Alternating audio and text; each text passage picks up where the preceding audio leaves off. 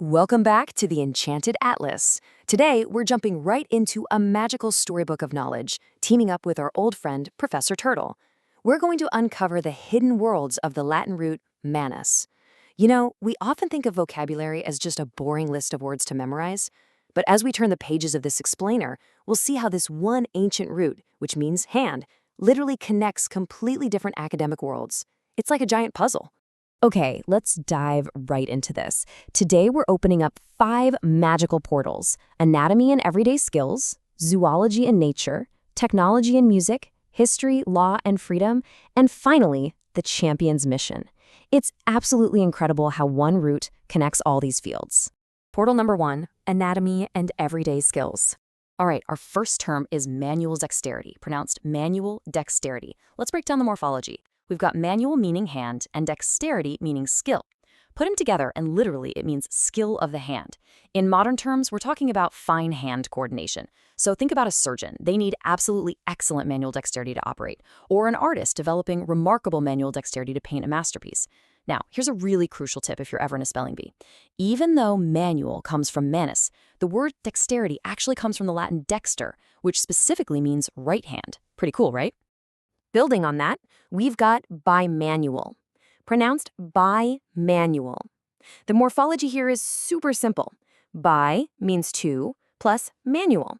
So your memory trick is just bi equals two, manual equals hand. The literal and modern meaning is literally just two-handed or using both hands. Imagine a pianist using bimanual coordination to play a really complex piece of music, or surgeons doing intricate bimanual procedures in the operating room. On the flip side of that, we have unimanual, pronounced unimanual. So we take uni, meaning one, add manual, and we literally get one-handed. This is all about tasks performed with just one hand. A researcher might write down that a monkey showed unimanual movement when it reached for a piece of fruit. Or you might notice that certain everyday chores only require unimanual control, which is great because it leaves your other hand completely free. Now, what's really fascinating is how this root hides in advanced medical terminology. Take a look at manubrium, pronounced manubrium. This is the upper portion of your sternum, your breastbone. The morphology goes back to the Latin manubrium, which literally translates to little handle. Why? Well, early anatomists actually thought this bone looked exactly like the handle of a sword. So if someone gets a chest injury, a doctor might examine their manubrium. It's a fantastic, high-level word to keep in your back pocket. And building right off that bone, we have its adjective form, manubrial, pronounced manubrial. This just means relating to the manubrium. So if a patient takes a really heavy fall, an x-ray might show a manubrial fracture. I love this because it perfectly shows how our root manus literally shaped the language of human anatomy. Portal number 2, zoology and nature. Out in the wild, specifically in zoology and paleontology, the word manus, pronounced manus, is used in its purest Latin form. The literal meaning, simply hand. Scientists use manus to describe the hand or forefoot region of a ton of vertebrate animals. So no, it's not just for primates. Zoologists and paleontologists study the manus of birds, dinosaurs, bats, cats, and even horses.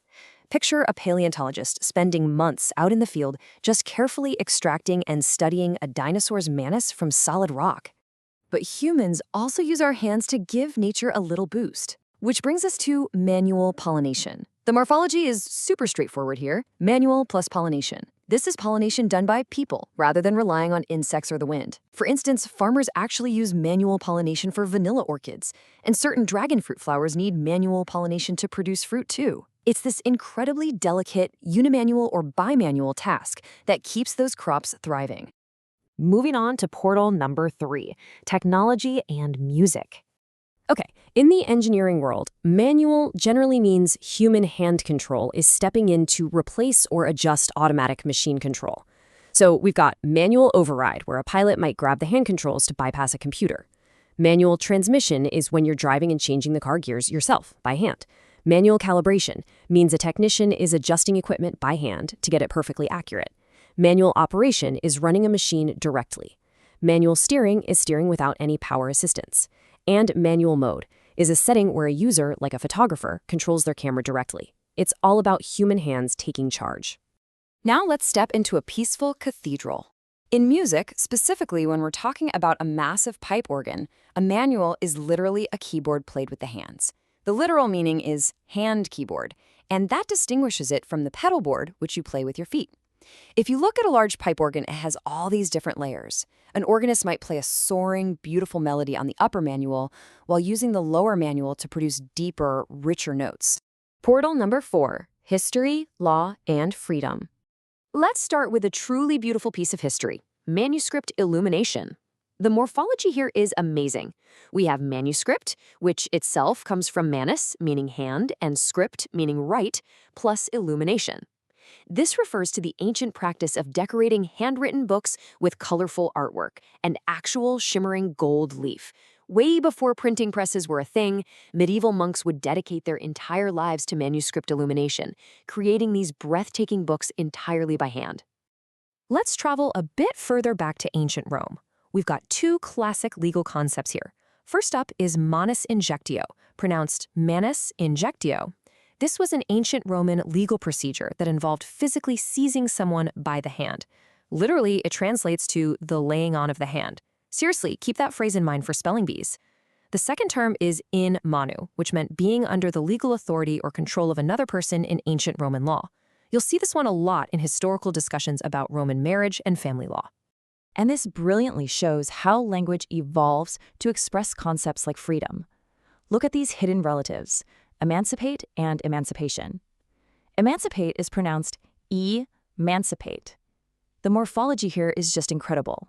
We have e meaning out of, plus manus meaning hand, plus caper meaning to take. So historically, the literal meaning was to be released from another person's hand or authority. Today, of course, it means to set someone free from control, restraint, or slavery. The law helped emancipate enslaved people, and young adults can become legally emancipated. Emancipation is simply the act of becoming free. To really master all this, let's quickly compare our main hand roots in English. We've spent our time today on the Latin manus, meaning hand, which gives us words like manual. Then we have the Latin dexter, specifically meaning right hand, giving us dexterity. And finally, we have the Greek root chair, or chiro, which also means hand, and that gives us words like chiropractor, someone who treats you with their hands, or chironomy.